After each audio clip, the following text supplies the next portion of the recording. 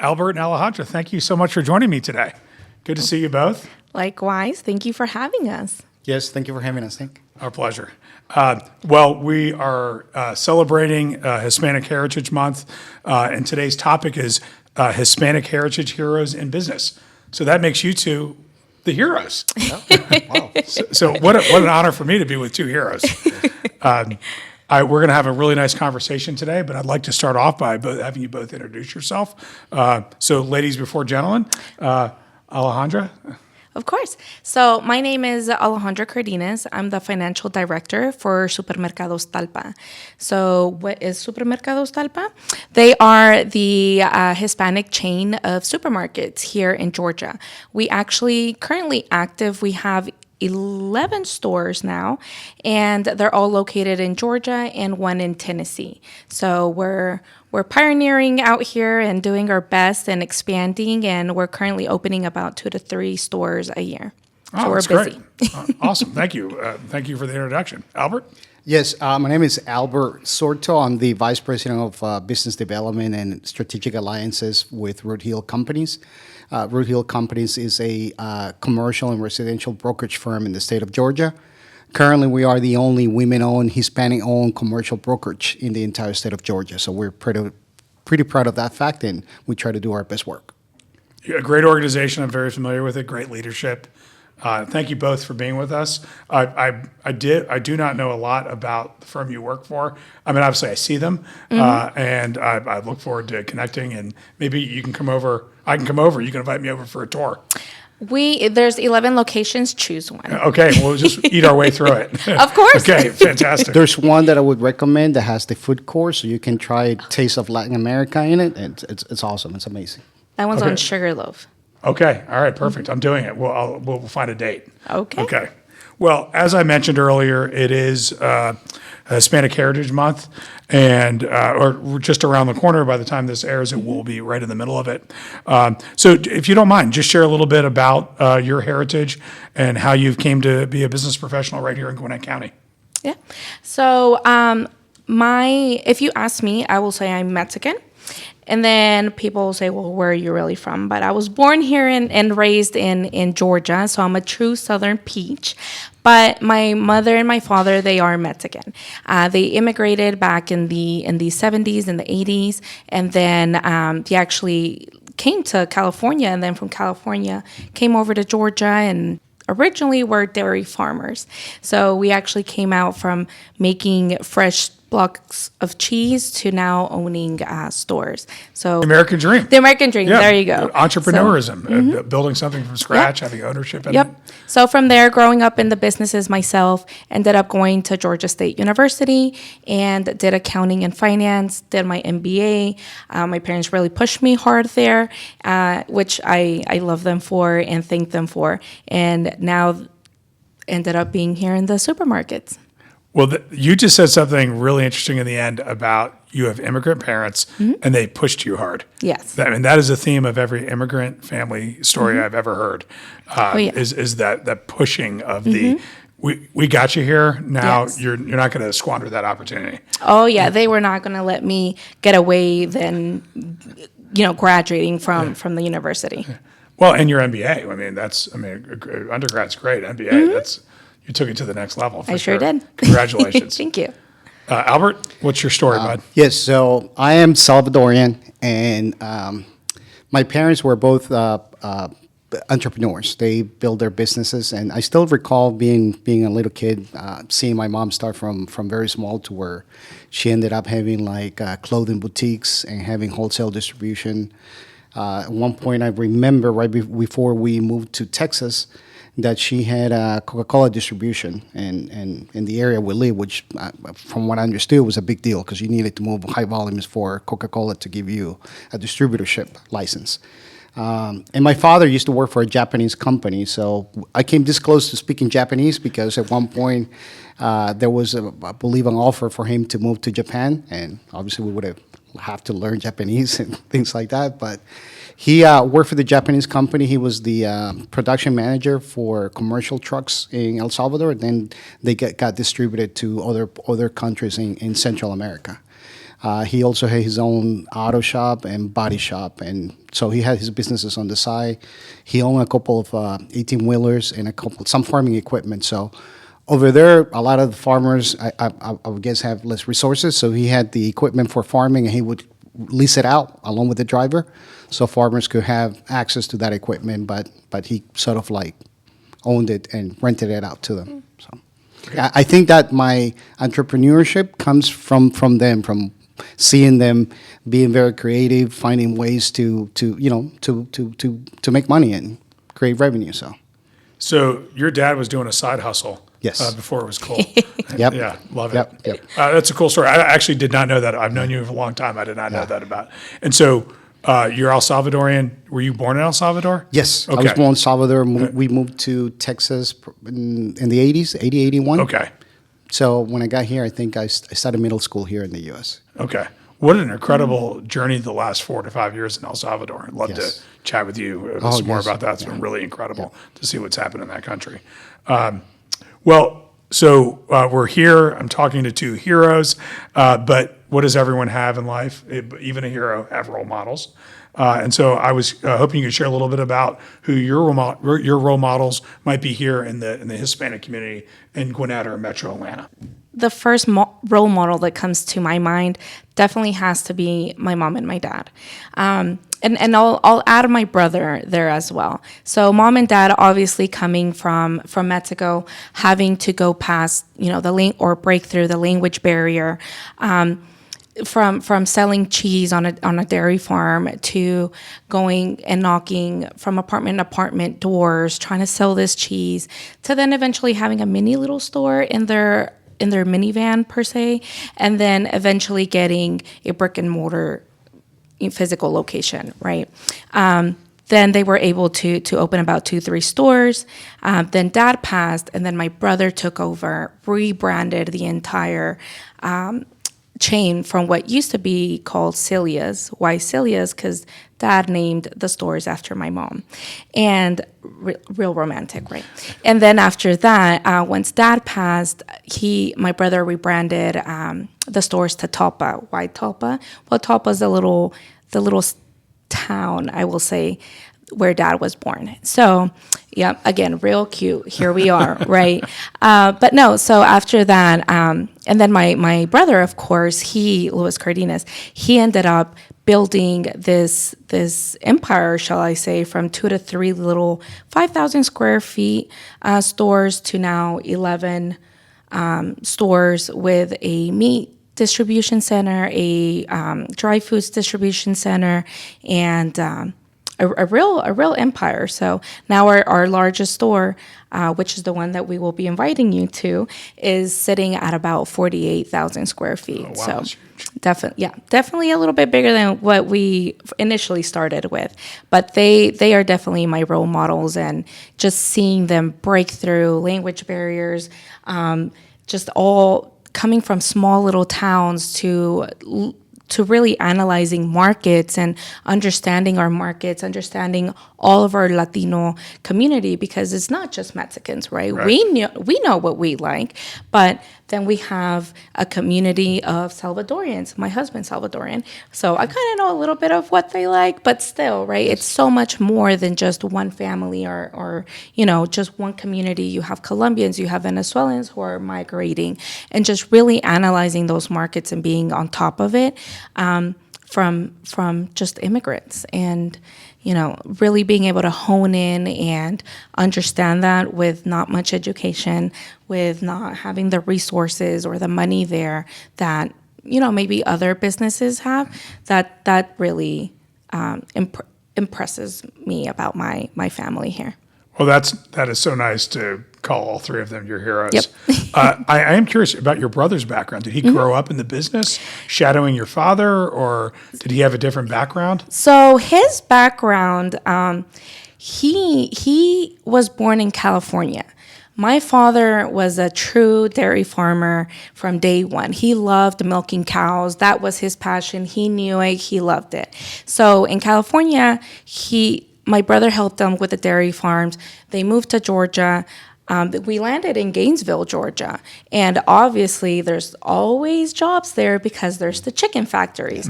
I think that lasted maybe 3 days there, and he was like, "This is not for me. Put me back in the dairy farms." He was trying to milk them. Yeah, he was like, "This is not. There's eggs coming out of this, right?" So we ended up going back to Somerville, found a dairy farm there, and then my brother kept helping him with that.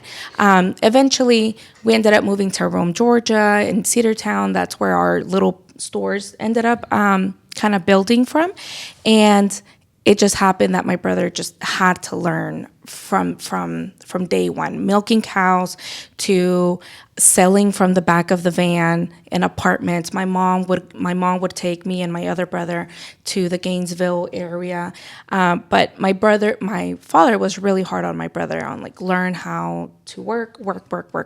He is the hardest working man in any room.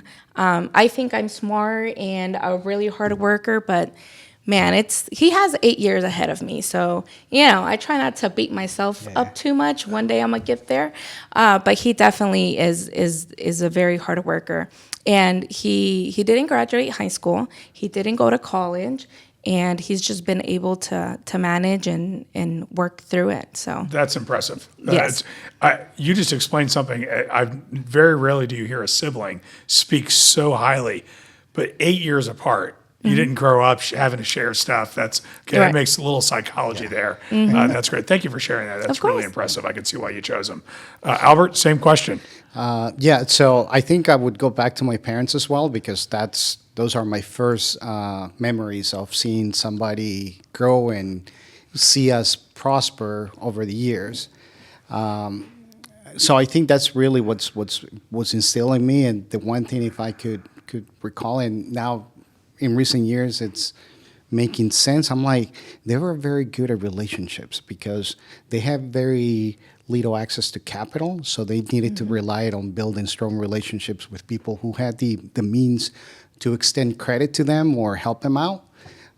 They did that because they had their word was of significance, and they kept their word and built this relationship. So I think without realizing it, I think I picked that up somehow and made that happen.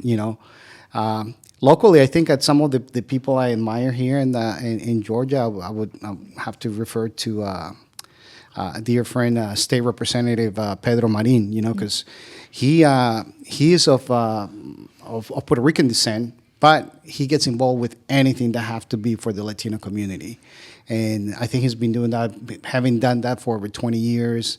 Championing a lot of initiatives that benefit the business community. I think that's something that we should all be informed about and something to praise. Very nice that you chose your parents, and I was going to be shocked if you didn't mention Pedro. I mean, he's especially this year. He announced his retirement. Yes, 20 years of public service. Just an incredible heart and what an incredible person. Yes. So glad you mentioned his name. We think very highly at the Gwinnett Chamber. He's very responsive to he's responsive to everybody.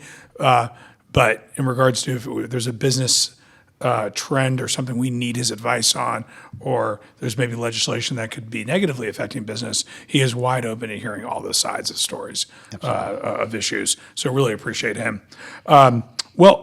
Circling back, as professional community leaders, as both of you are, and the audience is clearly going to be a business audience.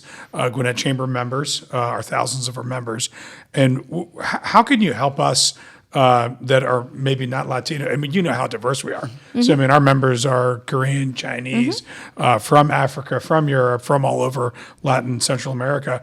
But so an audience that may not know, help us be more culturally aware of the Hispanic business community here. And we'll let you go first, Albert, this time.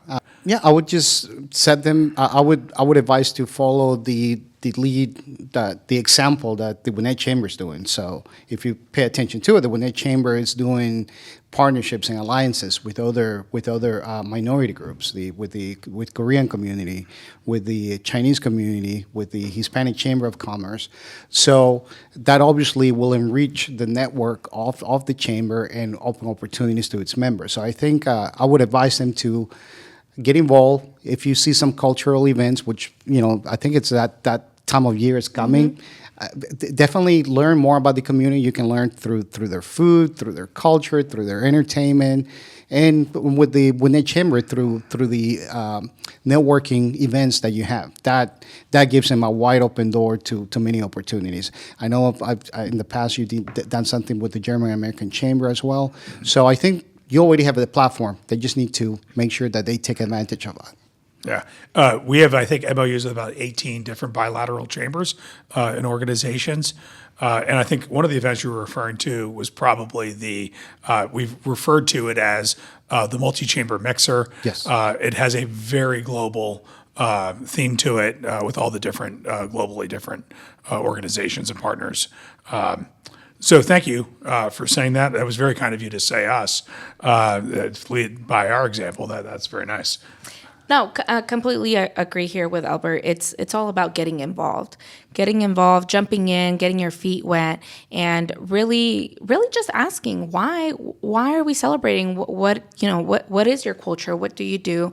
What does your country do? Because a lot of people don't understand that there's not more than 4 or 5, Hispanic countries here. So it's very important to just get out there and become part of the organizations and go to the festivals. I know me, myself, I've gone to countless Brazilian festivals and Greek festivals. And 1, I love the food.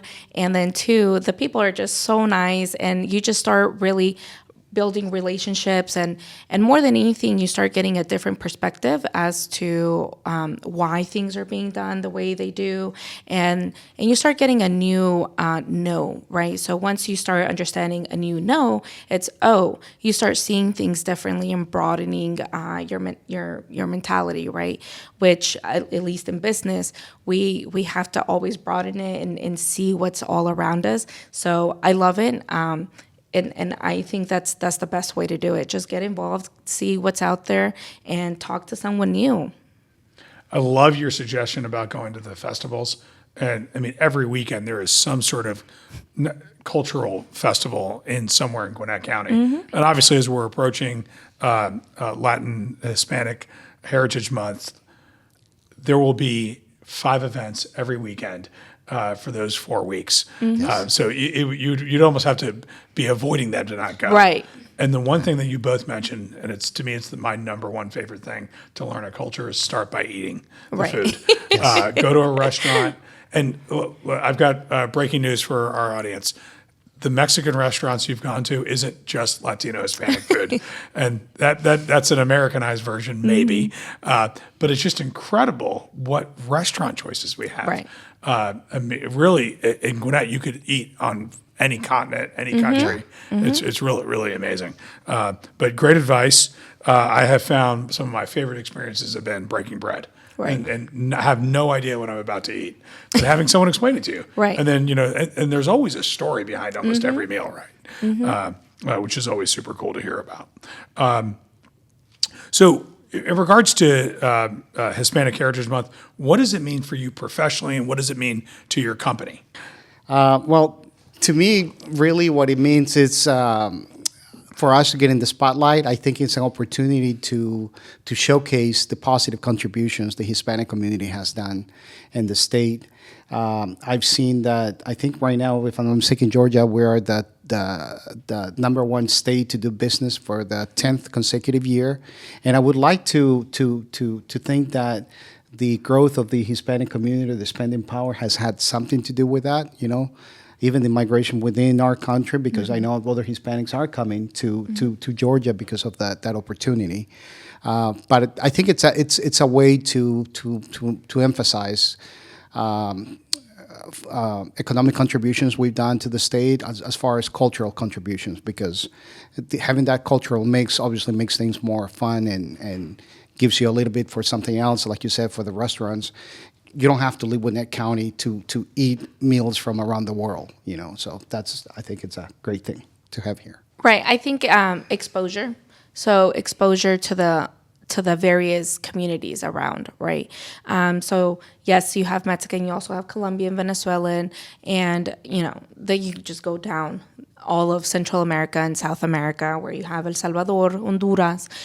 So many countries. So I think it's the exposure, right? And also in part with networking. I think this is a great time, like Albert said, where we partner, right, with all these other different restaurants and businesses. For example, Talpa, we're in a couple of weeks, we're going to have a food festival where we're partnering with just various smaller organizations or restaurants, shall I say, and kind of do like a farmer's market type where, anybody can come over and taste the different food from different countries and businesses. So I know me personally, it's important because while we're working 24/7 and all day every day we're working, it's a great reminder for us to take a step back and remember our roots and really remember our family and give that time, especially in the Latin culture. We're very, close to our family. And my father used to always tell us, don't forget about your roots. Don't forget about where you came from. One day you're here, one day you're there, but, you always, always remember where home was and where your roots were. So I think it's always a great time to kind of embrace that culture and partake in the parties and whatnot. So it's a great month. And are you doing the food festival at all of your stores or one in particular? We're more so going to do it in Sugarloaf just because it's a bigger location. So Okay. we tend to do 48,000 it, square feet. something manageable. So we're going to do it there. Peachtree Corners, we're still trying to finalize it. Okay. But once that is finalized and done, we will definitely put it out on our social media. So And I think that we can do the same. So when this airs, in the notes, we can have the date and time, location. Well, I'm interested. I hope that works out for my calendar because I want to eat my way through that festival. Something else I wanted to mention, Please. because I think we were invited to. It was a partnership with them. It was a presentation where the economist from Georgia Tech was doing a presentation. Yeah, I know you were Dr. looking, Alfie Meek. You were looking at Hilda and I as he was doing his presentation about how the demand for commercial real estate space in Metro Atlanta had been on decline in double digits for the last 2-3 years. And you were looking at us, asking us if that's the same thing we're doing. And Hilda and I look at each other and like, no, we're actually doing the opposite because the demographics, I think because we are Hispanic, our background is Hispanic, the clients that come to us, they've been in business for multiple years. But we see a lot of the demand for space for them, either for leasing or for acquisition. Oh, so which is a good thing, Right. which is a good thing because that means that there's more revenue coming to our county, to all the businesses that are Right. involved. But that just tells you how unique, how the market cannot just be seen as an entire one. It'll affect slightly different, depending the demographic of the businesses you're looking at. There's segmentation, and when you look at an international community like Gwinnett, we are better off if the traditional non-international American businesses are leasing up less space based on trends following COVID. I've said this for 2 decades. After the Gwinnett Place Mall, the Simons, when it was in decline, if it wasn't for the international community, the entire international community, there would have been tumbleweeds rolling down Pleasant Hill Road. But they infilled, and that's a thriving community. Now, if you've been in Gwinnett for 30 years and you don't see the Gap or the Old Navy there, you might think that that's in decline. I see thriving, interesting food. Right. Yes. I'm also not a big fan of fast food restaurant chains, and that's all it was. Now it's, again, you can just eat your way through the world Right. in Pleasant Hill from everywhere. No, but that's definitely true, and it's true because even ourselves, we're in commercial real estate, and we're constantly looking for new leases or for either we purchase or we lease. And man, where our communities are, there's just not real estate. So we actually have the Market opposite demand. problem. Okay. Yeah, we actually have the opposite problem where we're trying to find more real estate, but the real estate that we need is just not out there. So Because in the markets where the folks that you serve is thriving, and there's not a lot of availability. There's not available. What a story that's not told enough. What a great example. Let's move on. I want to chat a little bit about. We talked about a lot of positive things. Let's talk about possibly sharing some challenges. So challenges maybe you've faced professionally as the member of the Hispanic community, and if so, how did you overcome those challenges? one initial challenge that I at least saw, my parents, right? My parents and their initial was the lack of resources or the lack of know. They didn't know that, what a chamber was. They didn't understand what resources a chamber could, provide and help. They didn't understand that there was other organizations out there.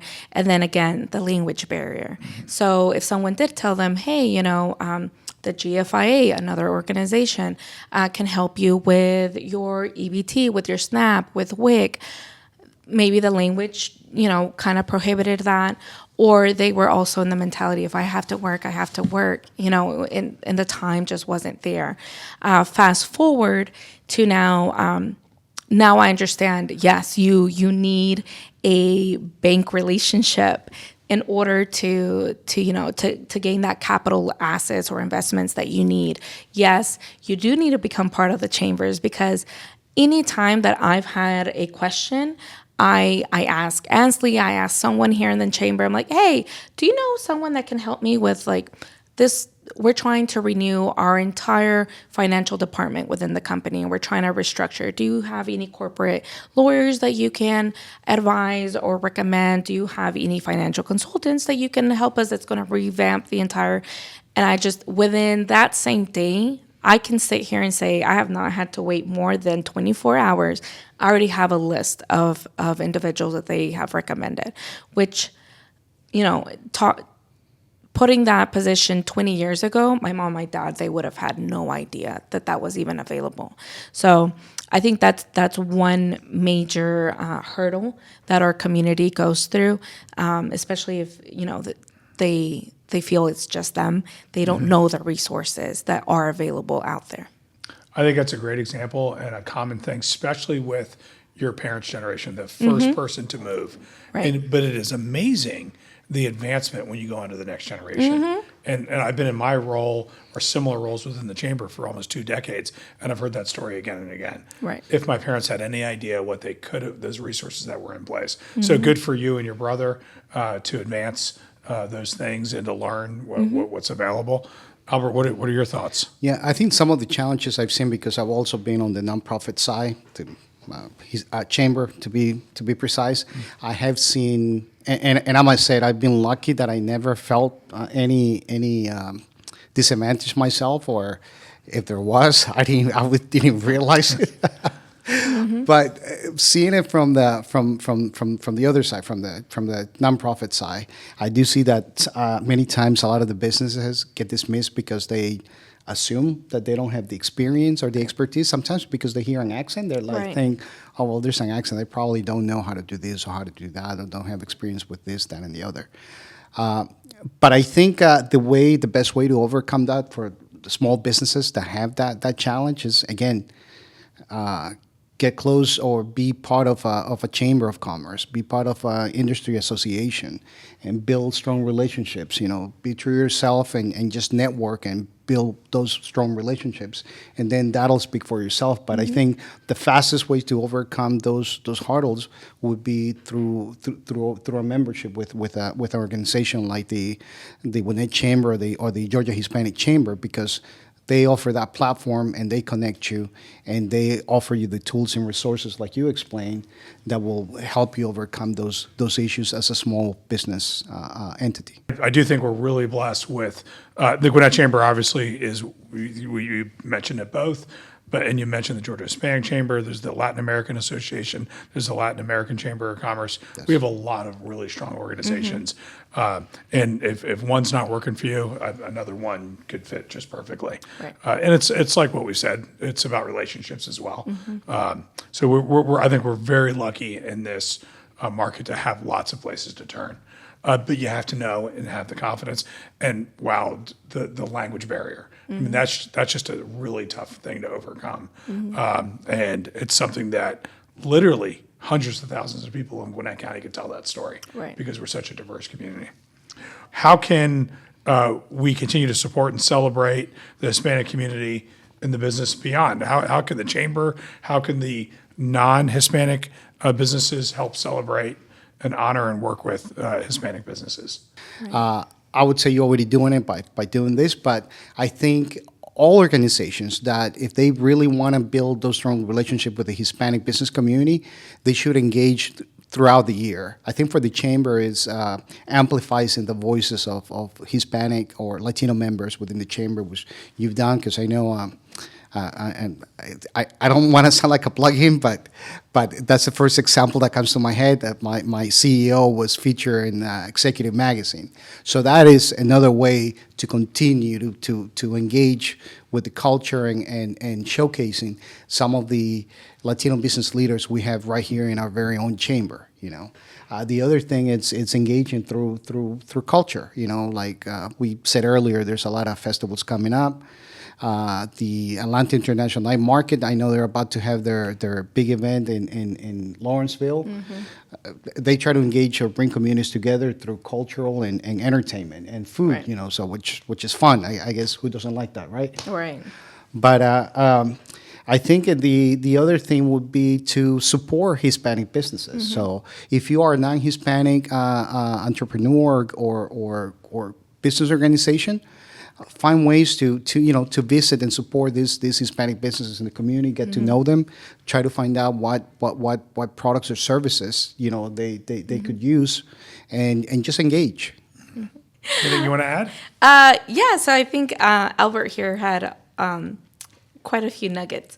And sure enough, two items here to kind of really highlight is engagement, just really getting into the culture and the community more than anything, figuring out what the needs are or what services they do provide and how can, what can you gain from that. And then more than anything is just really networking, seeing again what's out there, what resources are out there.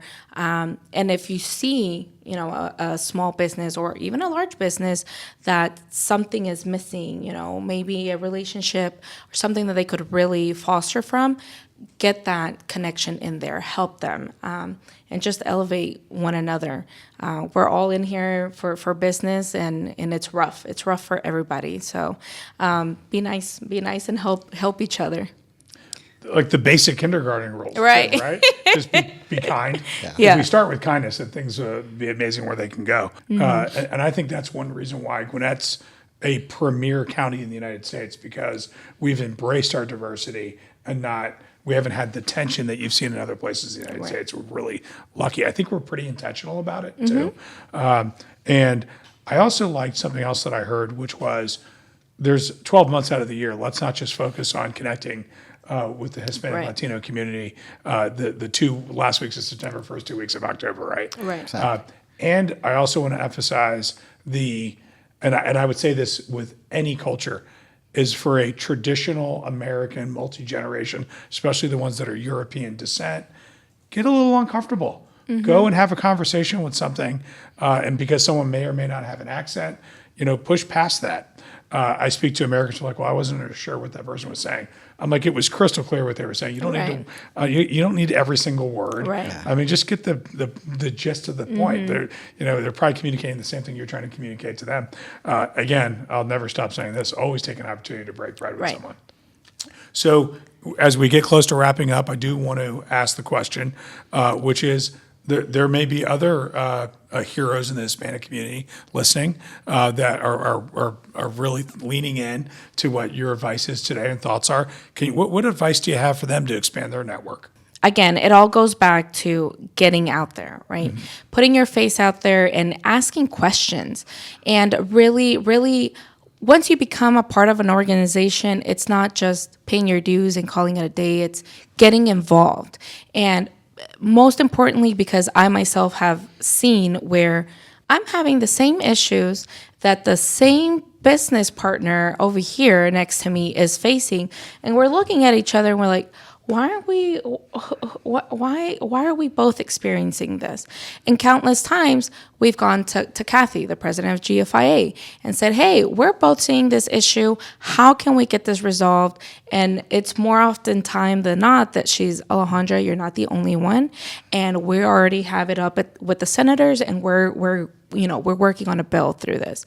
So it sometimes, when issues are afloat or in front of you, it almost feels very, overwhelming when it's the same issue that someone next to you is experiencing, or the person next to them has already found a solution. And countless times I have also seen myself in that same situation, and that individual tells me, hey, Alejandra, I had something very similar. This is what we did. Maybe it will work out for you. So if I'm reserved and I'm not loud and I'm not out there and stating, my issues, no one's going to hear me. No one's going to help me. So one big piece of advice here is be loud, go in there and really try to connect with individuals. Let them know what's going on, because 9 out of 10 times somebody has already been through that road. It's not their first rodeo, and they can definitely help you. And it's such a nice feeling to think I'm out here struggling with this, and then people have been struggling with it. It just makes you feel like I'm not doing something wrong. Right. This is a real challenge. And, Right. and if they always can find out that there was somebody already working on it, Right. it's one thing to feel, but there's some progress being made, and that kind of just makes you feel like, okay, I'm a normal Right. business struggling on Right. similar things. So that thank you for sharing. I think that's great advice, Albert. Yes, I guess my advice would be to try to get involved. A recommendation would be look at our Gwinnett County page and look at the different committees and boards where you can give some of your time to get to know the community better. And I've always experienced this, that by approaching something from the giving part, I get it honestly without asking, but when you do it just because you want to do it, you want to serve, things just seem to work out, And I think right now, as the Hispanic community continues to grow in the state of Georgia, I think it's very important that they do see us in these different boards and committees being part of the community, bringing solutions and bringing new perspective to the community. I think that's great advice. And also, I think what I heard you say in a way is you're paying it forward. Yes. And that's for your community, for the overall community, paying it forward. We literally struggle to fill all these different appointments. And the reality is you're not going to get paid to do it, but you're helping. And from there, you're going to build your network. And one thing I love to give people advice to that are joining maybe a new organization, like a chamber or one of our partners, go in and ask the question, can you help me? It is amazing. Like, how do you say no to that, right? Yeah. And that's the thing we've all had to ask. Put your pride aside. I need your help. I'm struggling with this issue, struggling with that issue, and I'm looking for a resource. People want to help people, and so you got to be present. You got, and you mentioned this earlier. Don't just join a chamber of commerce for the sake of joining a chamber. I mean, have a plan and a strategy. And the membership does nothing if you're not engaged and present. So I think that's very, very good advice.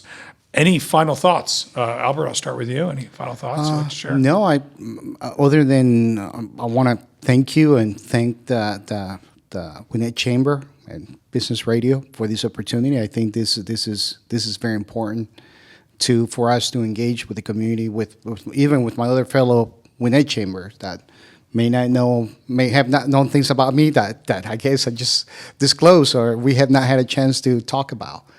But no, this is absolutely just wanted to thank you and looking forward to continue to grow those relationships as we network and participate in other events with the chamber.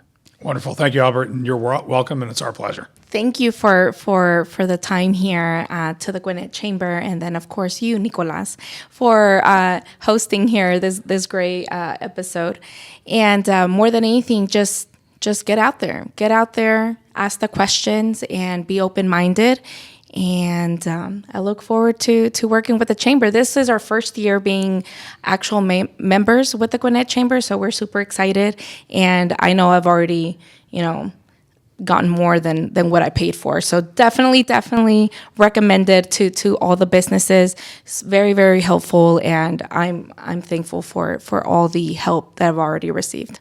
That's wonderful. Thank you. So I think I should bring Susanna when we come over to the groceries, eat our way through the grocery aisles. Yep, Yeah, of sure. course. We'll have a reunion from the high school Spanish class.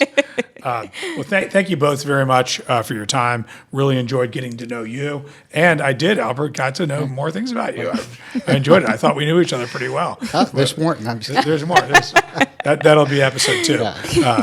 Well, thank you both so much. I really appreciate your time. Thank you for being here today on The Voice of Business, the Gwinnett Chamber.